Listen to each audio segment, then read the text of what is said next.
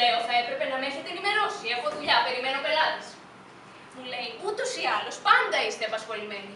Τι σήμερα, τι αύριο και πάλι θα γκρινιάζετε. Δεν γκρινιάζω, του λέω. Το μόνο που θα ήθελα είναι να το ξέρω. Πόσο μάλλον που είμαι και σε περίοδο μεγάλης πίεσης. Μου λέει, φταίει που είστε ανοργάνωτοι. Ανοργάνωτοι εγώ. Εσείς είστε ο ανοργάνωτος, του λέω, που καταφθάνετε εδώ να μου ανακοινώσετε σας φτιάχνω το παρκέ. Εν πάση περιπτώσει, λέει.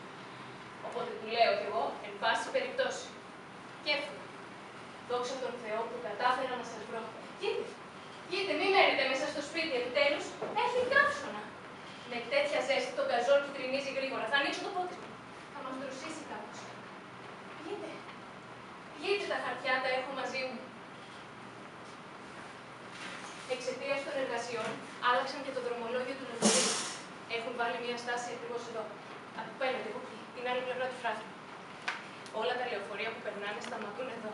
Και κάθε φορά που σταματάει ένα λεωφορείο, σκέφτομαι τη μητέρα σας. Θα φάμε μαζί, έτσι. Έχω παραγγείλει και πίτσα. Έχω πάρει μια απ' όλα χωρίς τρεπερόνι, γιατί δεν χωνεύεται και εύκολα. Ωραία. Για να ξεπερδεύουμε, επειδή έχω αγώνα το βράδυ και έχω ήδη αργήσει, μπορούμε να υπογράψουμε τα χαρτιά. Πολύ καλή ιδέα. Όσο θα περιμένουμε την πίτσα, θα εκτοπίσουμε τα χαρτιά. Γιατί κάθε φορά που σταματάει ένα λεωφορείο σκέφτεστε εσείς τη μητέρα μας?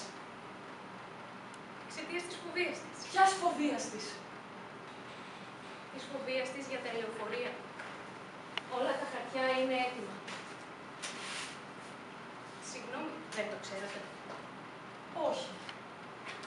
Η μητέρα σας δεν έμπαινε ποτέ σε λεωφορείο. Σας είχε πει γιατί? Ναι. Γιατί? Όταν ήταν νέα, είχε δει ένα λεωφορείο με αμάχους να γαζώνεται από σφαίρες μπροστά στα μάτια της. Φρικτή ιστορία.